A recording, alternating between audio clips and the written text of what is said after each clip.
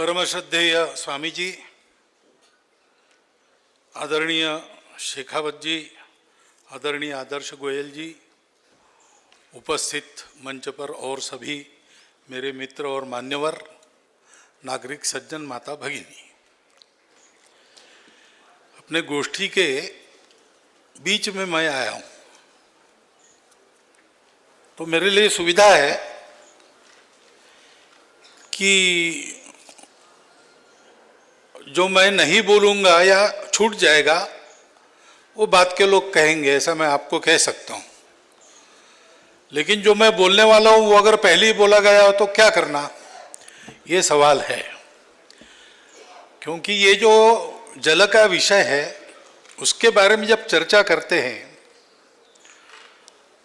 तो बार बार वही बातें आती है और वो अनिवार्य है, क्योंकि समस्या क्या है और समस्याओं का उपाय क्या है, इसकी चर्चा हम लोग कर रहे हैं। हम भारत के लोग हैं, हमारा अपना एक मानस है, हमारा अपना एक अनुभव है, हमारी अपनी एक परिस्थिति है जो समान है, और इसलिए हम बात करेंगे तो प्रामाणिकता से जब बात करते हैं तो वही बातें निकल कर आती है। और जैसा ये अभी कहा गया, गोयल साहब ने बताया कि इसको जमीन पर उतारना बहुत आवश्यक है। तो प्रारंभ कहां से करना, यह सवाल आता है। एक उपाय है जो आपने भी सुझाया और हो भी रहा है कि विमर्श वगैरह के पचड़े में न पड़ते हुए जितनी अपनी शक्ति है उतना कार्यक्षेत्र चुनना और उसमें इस मामले में क्या अच्छा हो सकता है वो करना।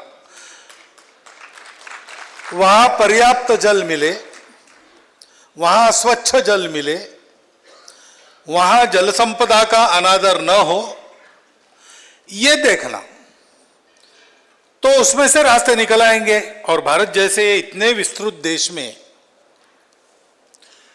एक प्रिस्क्रिप्शन सबके लिए लागू होगा, ऐसा मानकर नहीं चलना चाहिए। अनेक मामलों में हमारा भारत देश विश्व से अलग अनोखा देश है। और आज हम ये जो जल की चर्चा कर रहे हैं, क्यों करनी पड़ रही है? तो कठिनाई हुई, जल का प्रश्न खड़ा हुआ, जल का संकट खड़ा होने जा रहा है और वो हमारे लिए संकट बनेगा, हम होने नहीं देंगे। मंत्री महोदय ने जो कहा वो हमारा संकल्प है, वाटर वॉर्स, जल युद्ध होने नहीं देंगे हम।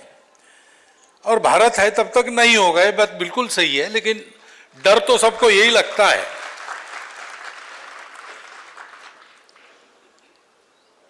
तो प्रयास करना, शुरू करना एक बात है, वो करनी चाहिए।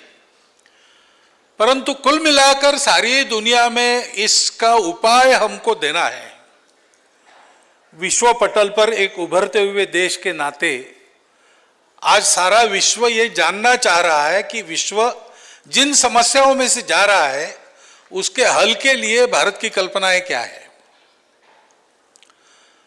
तो पूरा ही विचार हम सबको करना पड़ता है, और वो भी इस गोष्ठी में मैं समझता हूं कि आ चुका है।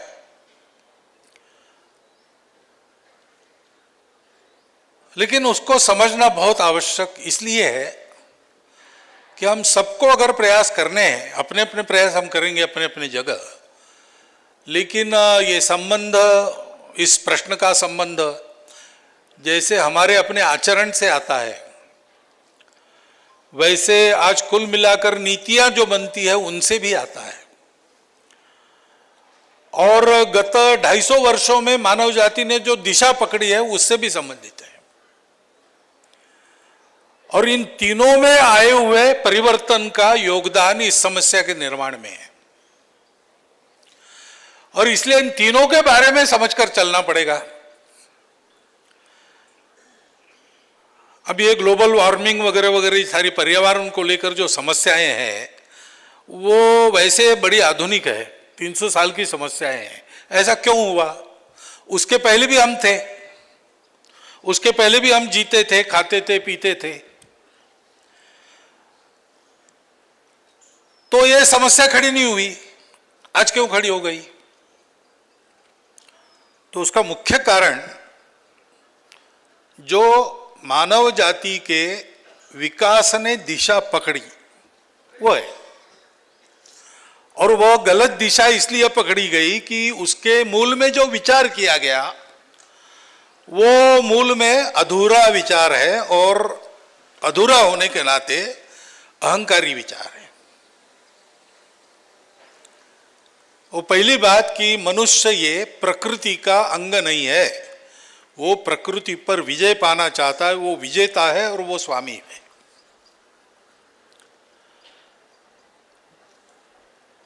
इस विचार के आधार पर जो जो हुआ उसमें प्रकृति के प्रति सम्मान कैसे रहेगा? जिसको जीतना है उसके प्रति सम्मान थोड़ी रहता है।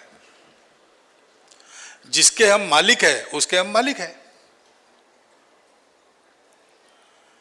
लेकिन केवल भौतिक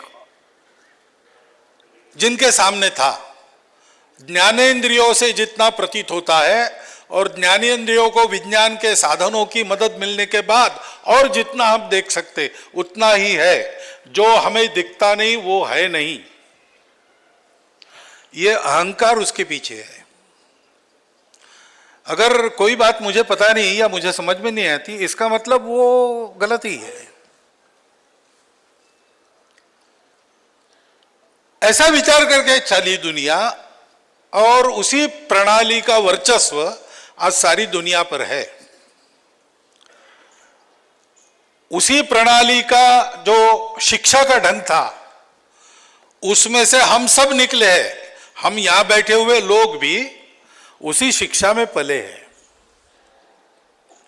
और भारत में उस शिक्षा को लेके आने का एक कारण यह भी था, वो आधुनिक है, शायद भौतिक दृष्टि से अधिक जानने वाली उस समय की होगी, ये कारण नहीं था। कारण ये था कि यहाँ की मूल शिक्षा को उखाड़ देना, क्योंकि वो यहाँ के स्वत्व को पुष्ट करती। तो भारत के भारतीयों के लिए और एक बात है कि हमने अपनी जो सही दृष्टि और सही शिक्षा थी उसको उखाड़ के फेंक दिया। जो अधूरी दृष्टि अहंकारी थी उसको हमने ले लिया।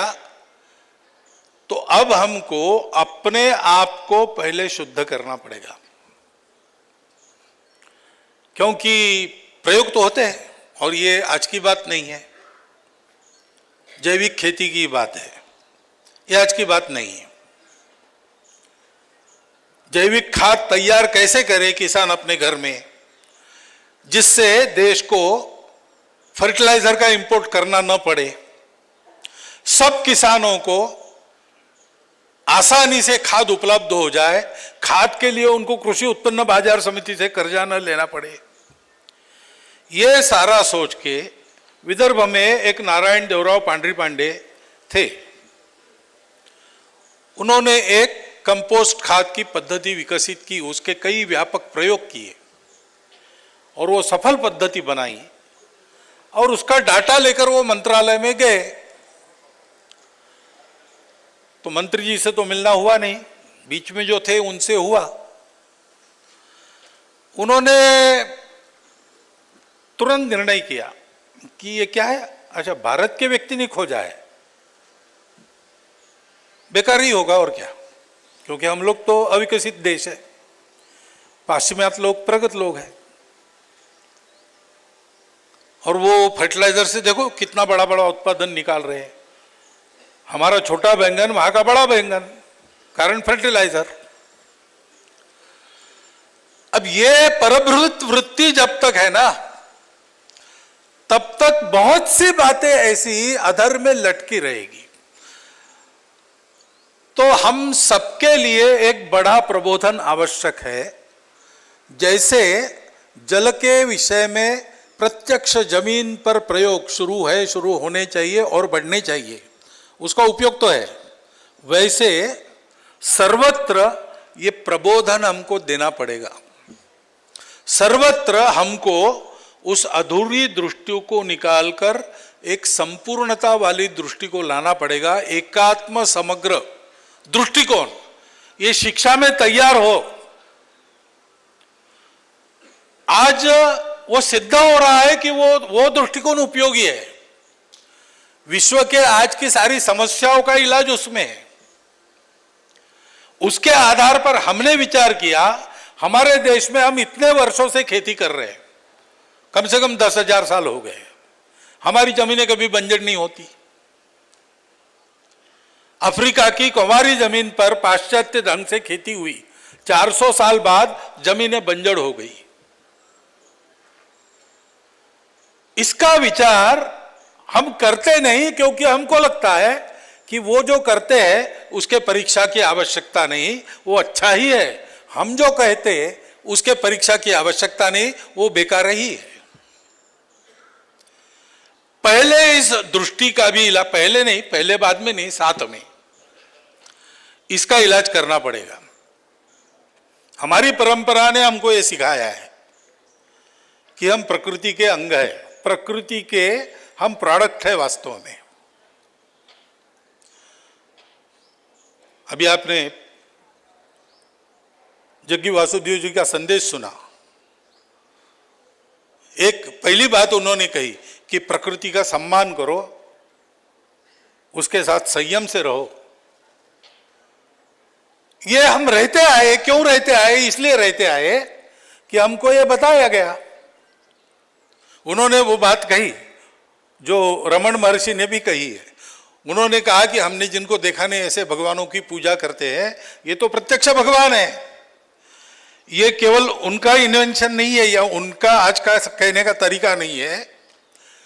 तो हमारे यहाँ भगवान की उसी की प्रेरणा के द्वारा अपने आप बनी हुई 8 मूर्ति मानते हैं। वो है पंचमहाभूत, पृथ्वी आप तेज वायु आकाश, सूर्य चंद्र और जीव। ये भगवान की प्रत्यक्ष मूर्तियां है, किसी ने बनाई नहीं, वो है। सृष्टि के निर्माण के साथ वो भगवत स्वरूप हमारे साथ है। इसलिए हम कहते हैं जीव सेवा यानी शिव की सेवा है। इन महाभूतों में, सब जीवों में, अंतरिक्ष में सूर्य और चंद्र ये हमारे बुद्धि और मन के भी प्रतीक है। लोगों की बुद्धि का आदर करना, लोगों के मन को संभालना, ये सारी बातें भगवान की पूजा है। इसलिए इन सब बातों में पवित्रता की भावना है, और जो पवित्र है उसके साथ हमारा संयमित व्यवहार होना ही चाहिए।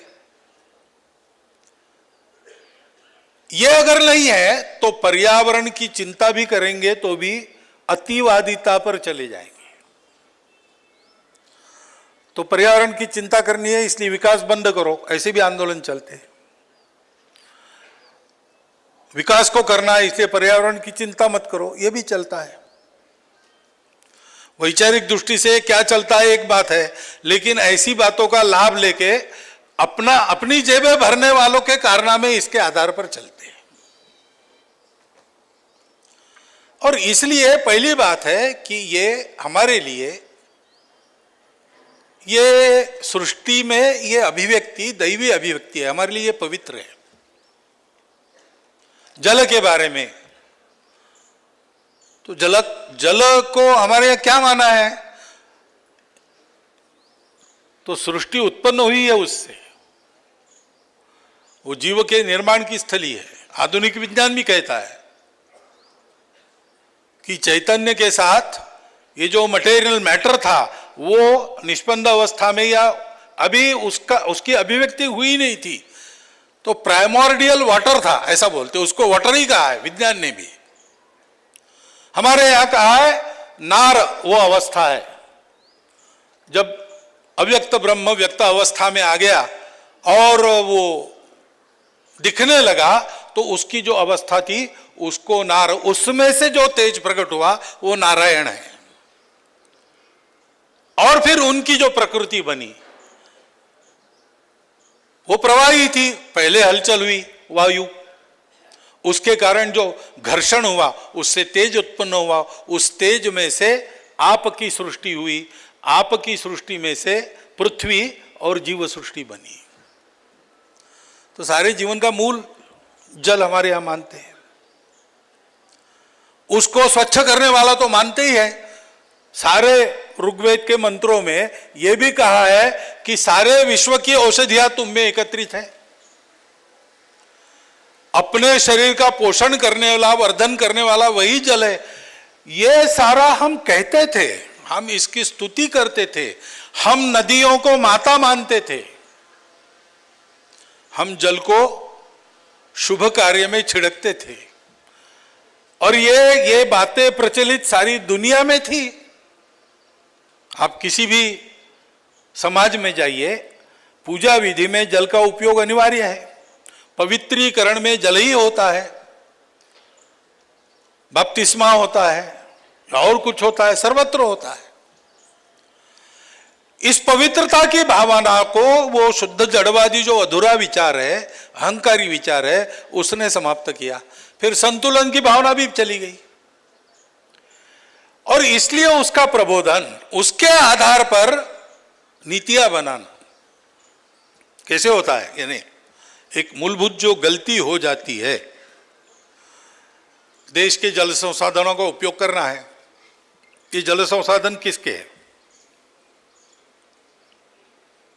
तो रूल ऑफ लॉ कहता है ये राजा का है, ये सारी संपत्ति राजा की है। क्योंकि रूल ऑफ लॉ ये शब्द प्रयोग तब अस्तित्व में आया जब इंग्लैंड की राज्य संपदा तो आ गई, लेकिन जैव संपदा, जल संपदा वो तो जनता के पास है। तो विद्वानों को एकत्रित करके एक विधान बनाया जिससे रूल ऑफ लॉ कहा गया, और उसमें सारी संपत्ति राजा की है। अब उसकी प्रतिक्रिया भी होती है, नहीं नहीं वो किसी का नहीं, सब सारे समाज का है। लेकिन ये राजा का भी नहीं है और ये प्रजा का भी नहीं है। सबे भूमि गोपाल की, ऐसे अपने यहां विचार है। ये सब बनाया जिसका है, उसका नदी बनी है, वो किसी राजा प्रजा, इस राज्य के लिए, उस राज्य के लिए, उस देश के लिए, इस देश के लिए नहीं जाती है। वो सबको जीव प्रदान करती, सबको सस्य प्रदान करती, सबको पोषण देती है। ये उसका जो जीवन कार्य है, उसी के प्रकाश में उसके पानी के उपयोग का विचार होना चाहिए। तो राजा प्रजा, इस राज्य के लोग, उस राज्य के लोग बैठकर विचार करें और समझदारी से बांटकर उसका व्यवहार करें, तो सभी सुखी होंगे। यह विचार पीछे जाता है, फिर अधिकार का विचार आता है। हम मालिक है, तो हम में से कौन मालिक है?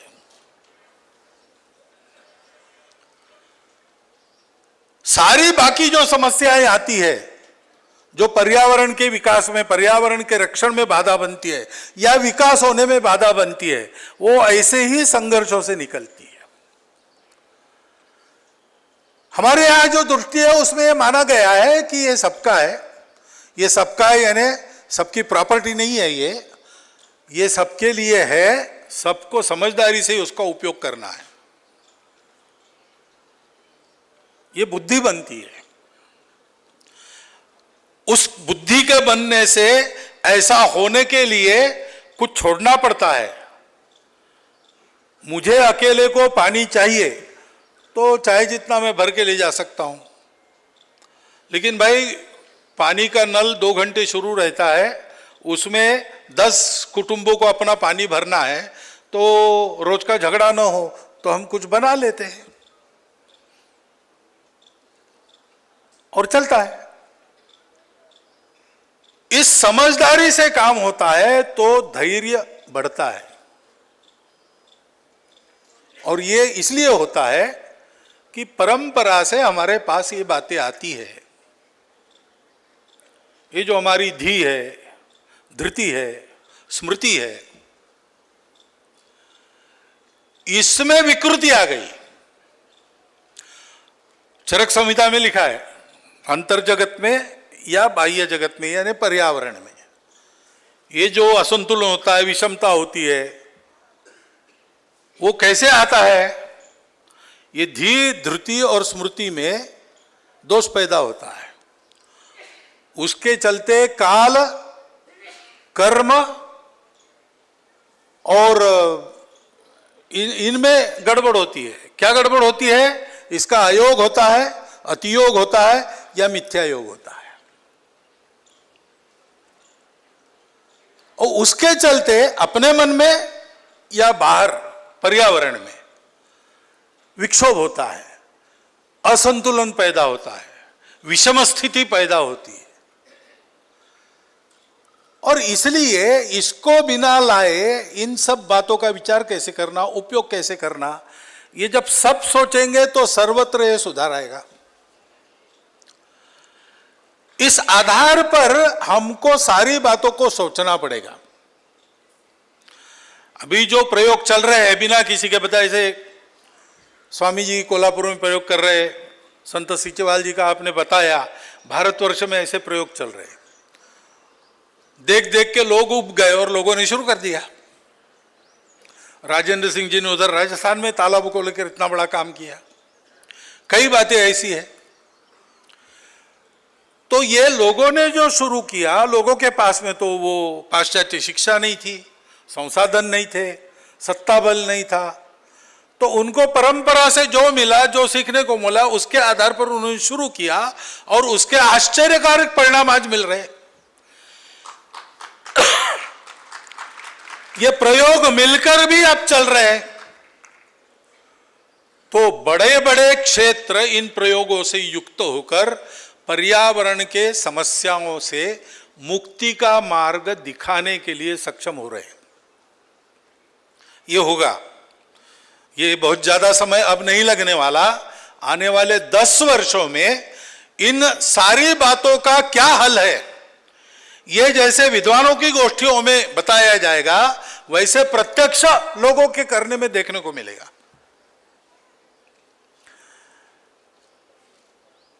इसको जोड़ी होनी चाहिए नीतियों की।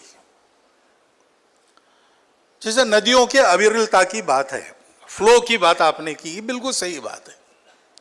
गंगा इतनी शुद्ध क्यों रहती है बैक्टीरियोफाज है गंगा में, ये बात है, अनेक बातें हैं। परंतु और एक कारण है कि हिमालय के उधर से वो गंगोत्री से उतरती है नीचे, तो उसका आवेग इतना प्रचंड होता है कि समुद्र को मिलने के 1 किलोमीटर पहले नदियां खारी हो जाती है सारी। गंगा 2 किलोमीटर अंदर तक समुद्र को मिटा करती है। अब ये उसका फ्लो बना रहे, उसकी अविरलता बनी रहे, तो गंगा का गंगत्व भी बना रहेगा। हमको सोचना पड़ेगा नदियों पर बांध बनाने चाहिए कि नहीं। भाई इरिगेशन के लिए आवश्यक है, नई तकनीक है, नहीं बनाएंगे बिल्कुल ऐसा कहेंगे तो भी अतिवादिता होगी। तो कुछ मात्रा में इन सारे पंच महाभूतों का नियंत्रण हमको करना पड़ता है। उपयोग करना है तो हाथ में लेना पड़ेगा, हाथ में लेना है तो नियंत्रण करना है। भगवान की पूजा करते समय भी उनकी जो मूर्ति रहती है उसको हाथ में लेना ही पड़ता है ना, ऐसा लेना पड़ेगा, नियंत्रण करना पड़ेगा, लेकिन उनका अनुमोदन भी करना पड़ेगा। बहना नदियों का स्वभाव है, रोकना कृत्रिमता है। थोड़ी मात्रा में उसका उपयोग करना कोई बात नहीं, लेकिन कितनी मात्रा में करना विचार करो। बहना नदियों का स्वभाव है, बहना पवन का स्वभाव है। इस बहने में अवरोध आ गए या पवन के बहने में पर्वत वगैरह थे, उनकी रचनाएं बदल दी, हमने खोद डाला सब, तो भागवत पुराण में वर्णन है कलयुग में क्या होगा। उसमें एक बात यह भी है कि सारे पर्वतों को माइनिंग करके खोद डाला, तो फिर पवन का जो उपयोग होता है वर्षा का वहन करने में, वो नहीं, फिर वो तो हवा है, बह के ले जाती है। ऐसा हो गया, ऐसा वर्णन है। तो इन सारे पंच महाभूतों के उपयोग के बारे में उसका अनुमोदन भी करना है, उसका नियंत्रण भी करना है, दोनों में अतिवादिता की तरफ न जाते हुए उसकी मर्यादा बैठ के निश्चित करनी पड़ेगी, नीतियों में उसको लाना पड़ेगा। हो रहा है, ये विचार हो रहा है, यानी मैं ये हो नहीं रहा है ऐसी तकरार नहीं कर रहा हूँ, इस दिशा में जा रहे हैं। लेकिन हम सब लोगों को ही जाना है और हम सब लोगों का एक संकट है कि ये जो हमारी परंपरा से आई हुई दृष्टि है, आज हमारे यहाँ जो सुशिक्षित वर्ग है, संपन्न वर्ग है, उसके पास वो नहीं है। वो जितनी बची है उतनी बची है सुदूर जंगलों में और देहातों में, वहां से खोज खोज के हम निकाल रहे हैं। तो ये सभी को सीखना है, वहां भी सीखना पड़ेगा। विज्ञान की बात है, विज्ञान वैज्ञानिक वृत्ति होनी ही चाहिए। हमारी सारी परंपरा ये विश्वास रखने पर विश्वास नहीं करती। हमारे अध्यात्म को सिखाने वाले पंथ संप्रदाय भी विश्वास रखने को नहीं कहते, वो कहते हैं कि हमको ऐसा प्रतीत हुआ है, तुम करके देखो तुमको क्या प्रतीत होता है, तुम जानो।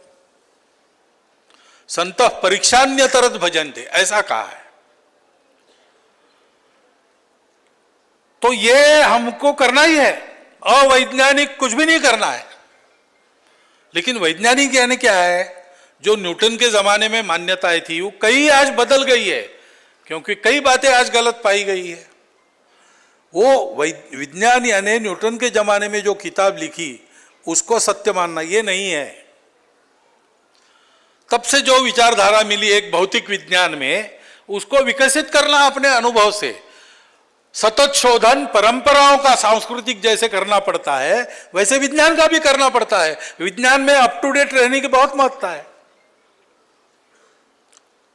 एक जमाना था जब हमारे यहाँ और स्वास्थ्य विभाग से प्रचार होता था कि स्तनपान मत कराओ, क्योंकि उस समय का विज्ञान मानता था। आज बदल गया है, पूरा उल्टा हो गया है, क्योंकि विज्ञान की मान्यता बदल गई है। अब विज्ञान का जन्म बहुत आधुनिक है उस मान से। तो हमारी परंपराएं इतने वर्षों से चली है, प्रत्यक्ष जमीन पर चली है। उसने इतने बड़े देश का, विविधता भरे देश के समाज का धारण पालन पोषण किया है, इतने दिनों से हमारे यहाँ की प्रकृति को सुरक्षित रखा है और हमारे यहाँ को, यहाँ के विकास को भी आगे बढ़ाया है। सिरोही का लोहा प्रसिद्ध था तलवार के लिए। स्टील प्रोडक्शन 8 लोग भट्टी उठाकर ले जाते थे, जिसको चाहिए उसके आंगन में कराते थे। उस प्रति का लोहा आज भी बनना कठिन है, यह भी सिद्ध हुआ है। न जंगने वाले लोहे के खंबे हमारे यहाँ गड़े हैं अपने देश के मैदानों में। यह सब हमारे यहाँ था, फिर भी हमारे यहाँ कोई पर्यावरण का संकट नहीं खड़ा हुआ। इतनी खेती हुई, अच्छी खेती हुई, हमारी जमीन बराबर उर्वर बनी है और आज भी हमारे जमीन के, हमारे जल के गुण कुछ मात्रा में कायम है। क्यों है? वो भी एक ज्ञान है। उसको केवल यहां का है इसलिए बेकार मानकर छोड़ देंगे तो नहीं होगा, इसलिए हम निकाल रहे, उसका प्रयोग कर रहे। लेकिन ये सब ज्ञान के आज के प्रचलित प्रवाह में लाकर हमको स्थापित करना पड़ेगा। इस दृष्टि से नीतियों का भी बड़ा महत्व रहता है। लेकिन ये सब कहने के बाद भी जो एक बात यहां कही गई वो फिर भी ध्रुव है कि आखिर ये सारा परिवर्तन कैसे होता है। परिवर्तन मेरे से प्रारंभ होता है। मैं अभी जल पर यहां पर व्याख्यान दूं और मैं अपने व्यवहार में जल को न बचाऊं तो कैसे होगा? क्योंकि सारे संकट का उपाय क्या है? जल का भंडारण बढ़ना चाहिए। हमारे यहाँ तालाब वगैरह की व्यवस्था थी, जितनी बची खुची है उसको बचाएं, जितनी बढ़ा सकते बढ़ाएं, और कुछ कर सकते करें। परंपरागत तरीके हमारे यहाँ बने हैं, उनको अपनाएं। नए तरीके जो उपयोगी है उनको ले, क्योंकि जल पृथ्वी की एक संचित संपत्ति है। वो अपने लिए एक निश्चित मात्रा मिली है, उसी की भाप बनती है, वो मेघों के द्वारा वर्षा कराती है, हम खाते पीते हैं, निकाल देते हैं, वो तरह तरह से प्रक्रिया होके भाप बन के फिर से जाता है, फिर से गिरता है। इसमें उसका जो लॉस होता है वो कम से कम होना चाहिए। इसलिए जितना गिरता है उतना पूरा का पूरा हम कैसे स्टोर कर सके, इसका उपाय करना चाहिए। दूसरा, बिना कारण ज्यादा जल खर्चा करने वाले तरीके, जैसे फर्टिलाइजर का उदाहरण मैंने दिया, खूब पानी खाती है जमीन उसके कारण, और अन्न को भी विषयुक्त बनाती है, क्यों करना। बड़ी मात्रा में पशु हत्या ये पानी के व्यय को बढ़ाती है। मनुष्य केवल अपने खाने के लिए जो करता है वो भी वैज्ञानिक दृष्टि से शाकाहार अच्छा है ऐसा मानते हैं, लेकिन बदलने में समय लगता है और खाने की बातें किसी पर लादी नहीं जा सकती। धीरे धीरे मन बदलता है, लोग करते भी है। वैसे भी अपने देश के मांसाहारी लोग ये एक नियम में रहकर ही मांसाहार करते हैं। मांसाहार करने वाले श्रावण मास में नहीं खाते, मांसाहार करने वाले गुरुवार को नहीं खाते। ये मांसाहारी है तो भी भारतीय है, तो उन्होंने अपने आप को संयम के एक परत में रखा है। मैं उसका समर्थन नहीं कर रहा हूं, ना निषेध भी कर रहा हूं। है शाकाहार वैज्ञानिक दृष्टि से अच्छा है, शाकाहारी होना अच्छा है। मांसाहार से पानी की खपत बढ़ती है, लेकिन अब उसकी इंडस्ट्री हो गई, कत्लखाने हो गए, उसमें जो प्रोसेस चलती है उसमें तो अनाप शनाप पानी खर्चा होता है और पोल्यूशन बढ़ता है, वो एक अलग बात है। ऐसी कई बातें चलती है, दुनिया के प्रवाह में चलती आई है, इसमें किसी का दोष नहीं है। लेकिन समझ बूझकर ऐसे अपने जीवन से जुड़ी बातों से हमको अपने आप को दूर करना पड़ेगा ना। और अपने आप को दूर करना पड़ेगा यानी जिनकी इंडस्ट्री है वो तो सबसे आखिरी मानेंगे। मेरी अगर मीट प्रोड्यूसिंग इंडस्ट्री है तो मैं तभी मानूंगा जब बनाया हुआ मीट खपेगा ही नहीं, क्योंकि कोई मांसाहार करेगा ही नहीं। तो इसलिए समाज में छोटी छोटी बातें सुदर्शन जी हमारे बताते थे, आज भी चलता है उनका बताया हुआ कि ग्लास आधा भरो, आधा से ज्यादा मत भरो। भोजन के समय ग्लास भरते थे, कभी आते थे वर्ग में, देखे ग्लास पूरे भरे हैं तो बुला के वो सारा पानी फिर से वापस घड़े में और आधा आधा भरो, ऐसा करते थे। क्योंकि आधा आधा ग्लास बचेगा तो कितनी बड़ी बचत होगी। 130 करोड़ लोगों का रोज का आधा ग्लास एक समय का कितना पानी होता है, कोई निकाले हिसाब, तो बहुत बचत होती है। और बचत होती है एक बात है, लेकिन इस आचरण का प्रभाव यह होता है कि उस आचरण के पीछे समाज के सारे क्रियाकलापों को चलना पड़ता है। समाज में जो जो वृत्तियां चलती है, व्यवसाय चलते हैं, वो समाज के लिए चलते हैं, समाज की जो आवश्यकता है उसके लिए चलते हैं।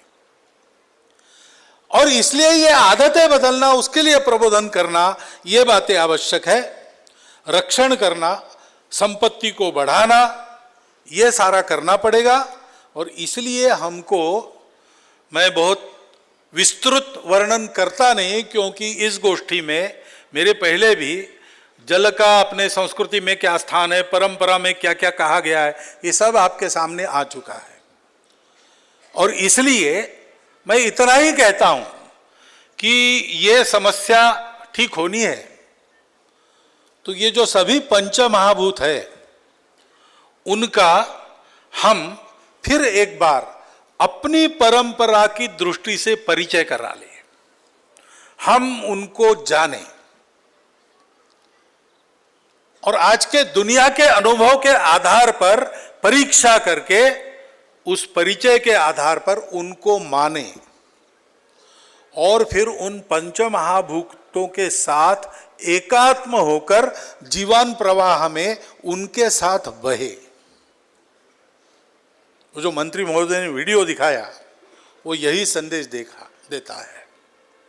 उनकी अपनी प्रकृति है, हमारी अपनी प्रकृति है, हम सबको साथ चलना है। हम अगर उनके अनुमोदन के साथ उनका नियंत्रण लेते हैं, उनका शोषण न करते हुए उनका दोहन करते हैं, तो वो तो इतने करुणामय है, वो हमको पालने वाले हैं, वो अपने को हमारे अनुकूल हमेशा रखते हैं। हम कृतज्ञ रहे तो वो कभी कृतज्ञ नहीं होंगे। हमने उनको छोड़ दिया तो वो कुछ नहीं कर सकते। इसलिए इस दृष्टि को हम जाने, उसको माने, उसके जैसा बने और उसके आधार पर प्रत्येक इस पंच महाभूत के बारे में विचार करें, पूरे पर्यावरण का विचार ठीक हो। इस दृष्टि से इस गोष्ठी में जल के बारे में बहुत सी बातें कही गई है, कल कही जाएगी। बहुत से सुझाव आए हैं, कल भी आएंगे। बहुत से उपक्रम चले हैं, उनके लिए भी उन सुझावों का लाभ है। नए उपक्रम शुरू करने के लिए भी उनका लाभ है। इस गोष्ठी से वापस जाते समय जो पहले से ऐसे कामों में लगे हैं, वो एक संकल्प करे कि ऐसा काम करने वाले और 5 लोग मैं खड़ा करूंगा अलग अलग क्षेत्रों में। और जिन्होंने अभी ऐसा हाथ नहीं लगाया वो शुरू करे। और बहुत बड़ा कार्य क्षेत्र चुनने की जरूरत नहीं।